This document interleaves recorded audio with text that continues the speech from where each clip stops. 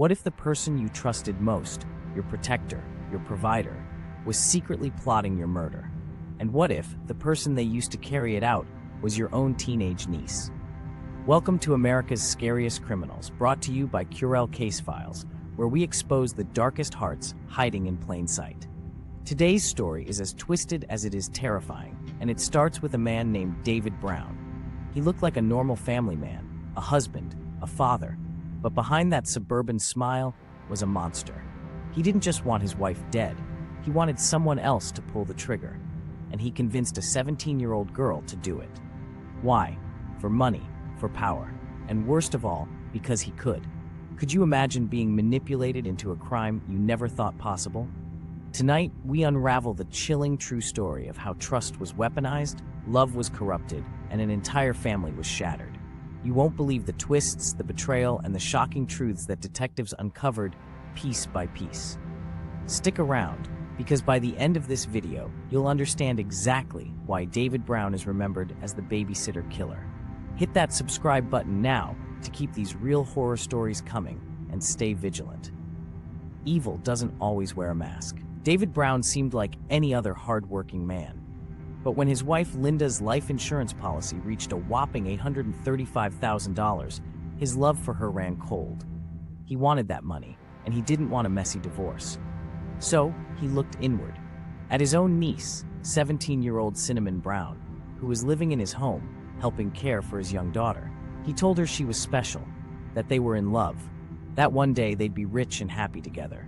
But there was one problem standing in the way: his wife. Cinnamon wasn't some hardened criminal. She was a teenager, naive, impressionable, and desperate for love. David whispered sweet lies, spun fantasies of a future where they'd be together forever. And Cinnamon believed him. So when he said, "You have to do this for us," she did. He handed her a gun. She waited until everyone was asleep. Then she walked down the hallway. Linda Brown never saw it coming. One shot, then another. And just like that, David's wife was dead. Cinnamon ran to the bathroom and took a massive dose of pills, just as David told her to. It was part of the plan. Make it look like she was mentally unstable, like she did it alone. A tragic case of teenage madness. But she didn't die. Police arrived. She was barely conscious. And what she mumbled shocked investigators. "I didn't mean to, he told me to." David's young daughter was coached, just a child. He told her to stick to the story, that Cinnamon was sick, that her mother was already gone. He even visited Cinnamon in jail, bringing her candy. "Stay quiet, we'll be together soon." But cracks were forming. Detectives noticed something odd.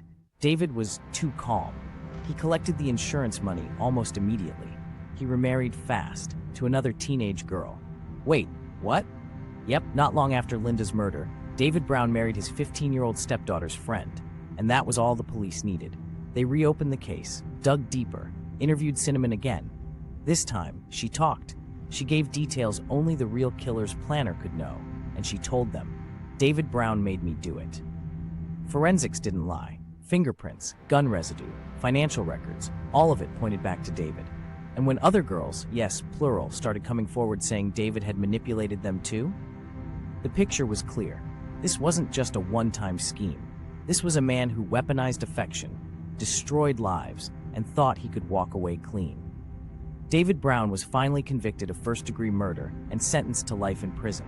Cinnamon served her time, but the world saw her not just as a killer, but as a victim of grooming and manipulation. His daughter, she grew up knowing the truth, knowing that her father tried to turn her into an accomplice. She never forgave him. And the community? Shattered, shocked, but no longer silent. David Brown, the Babysitter Killer, a manipulator, a predator, a man who twisted love into a weapon and family into a tool. This case teaches us something powerful, that evil doesn't always show up wearing a mask. Sometimes, it smiles at you over dinner, it hugs you goodnight, it says "I love you" before asking you to kill.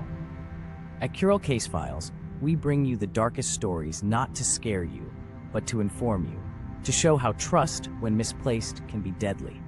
Subscribe my channel to keep discovering the truth behind headlines, because for every story we tell, there's a lesson that can save a life. Have you ever trusted someone who didn't deserve it? Leave a comment below. Let's talk about it. And if you think this story was shocking, Wait until you hear about the cheerleader who vanished from her front porch. That one's coming next week. This has been episode 1 of America's Scariest Criminals, only on Curell Case Files. Thanks for watching. Stay safe, stay sharp, and above all, trust your instincts. Subscribe for more real crime.